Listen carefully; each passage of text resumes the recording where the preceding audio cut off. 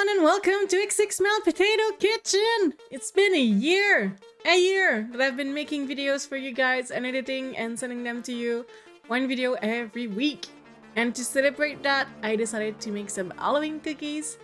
I decided to make some blood splatter design on them. It didn't turn out exactly how I wanted them, but you'll see. You'll be able to fix it because the splatter is only the icing and maybe you're better than me to do icings.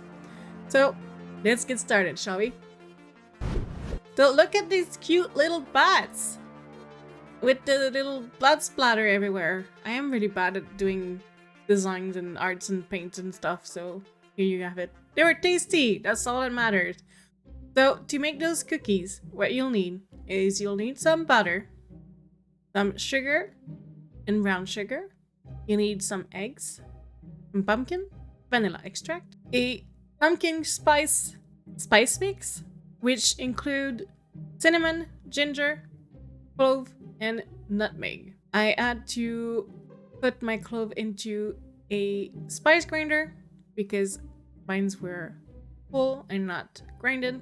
To make that mix, you'll need a third of a cup of cinnamon, 1 tablespoon of ginger, 1 tablespoon of nutmeg, 1.5 teaspoon of cloves, and ideally you would need 1.5 teaspoon of allspice, but I didn't have any. And they say to replace the allspice by nutmeg, clove, and cinnamon, so I just added a little bit more cloves and didn't do anything else. But if you have some allspice, you can add 1.5 teaspoon of allspice. You want to mix it all together until it is all combined. For this recipe, you only need a few spoons. Tablespoon? Teaspoon? I don't remember. It's somewhere.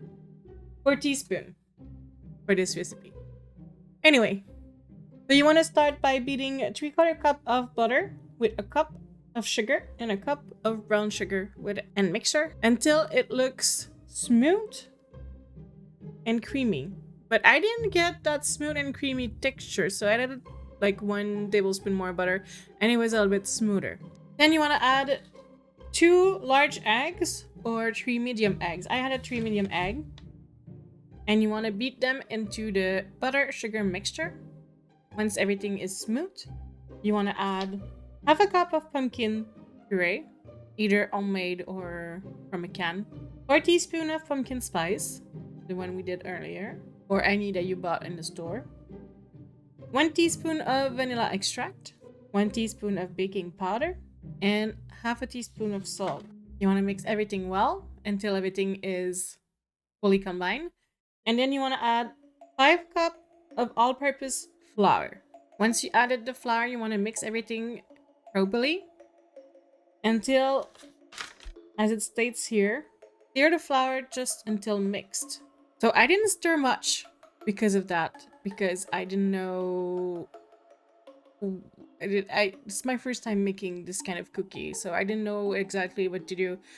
So once I got a texture that was kind of holding together, I put some plastic film on top of it and put it into the fridge to rest for 2 hours. And when I took it out, I noticed it was not well mixed. So I finished the mixing by hand at this moment. But the cookies turned out fine. So I'm sure this cookie have like an easy level. Like this cookie is an easy level cookie because I didn't fuck it up. Even though I literally, you can see it all crumbled. So yeah. Anyway, once you took it out of the fridge for the 2 hours, you want to separate the dough because you want to keep the dough chill as much as possible. So you want to start with 1/4 of the dough, and to be honest, I've only cooked 1/4 of the dough because it was plenty. So once you have 1/4 of the dough separated from everything else and that the other 3/4 is in the fridge, you want to start rolling until you get the cookie thickness of your choices, which would be around 1/8 of an inch thick. And when you use your cookie cutter and make some shape, or you can not do shape and just do square, you can do whatever you want. I decided to make bats because it's the only cookie cutter I have in my home. But we have some bats for Halloween. And look at these cookie. They're good. They're pretty. They're good. They're lightly crunchy and lightly not crunchy at the same time. Just perfect. And they're really cooked. Really easy. It's 400 Fahrenheit in the oven for 8 minutes. And they come out like this. Then you want to do the icing. The icing in the recipe is so much that I don't want to share that one. I would say do whatever you want, but I'm gonna inspire you. So here I used maybe like a cup of powdered sugar at the end, and I added the zest and the juice of a lemon and a splash of milk. Added some dye into it, but I should have had a thicker texture. It should be toothpaste-ish texture, and mine was a little bit too runny. And I used some Ziploc bag to drizzle the mix onto the cookie. And as you can see, it's really, really runny. The cookies were completely cold, so it's really my mix that was too runny. And used the red to do some splatter onto the bat. And this is the end result. They were yummy, they were crunchy, and they were spooky. Hope you guys enjoyed this recipe. It's a little bit chaotic. I'm a little bit all over my place here because it's not something I do often. But I wanted to make something special for Halloween. And this is my recipe. And I want to thank all of my 1,000 different viewers that came into my channel. Some of you aren't subscribed though. About 60% of you didn't subscribe to my channel and are regular viewers. So if you would please press the little subscribe button down here, the little bell to be aware when I put a video out. And yeah, I'll see you guys next week for another video.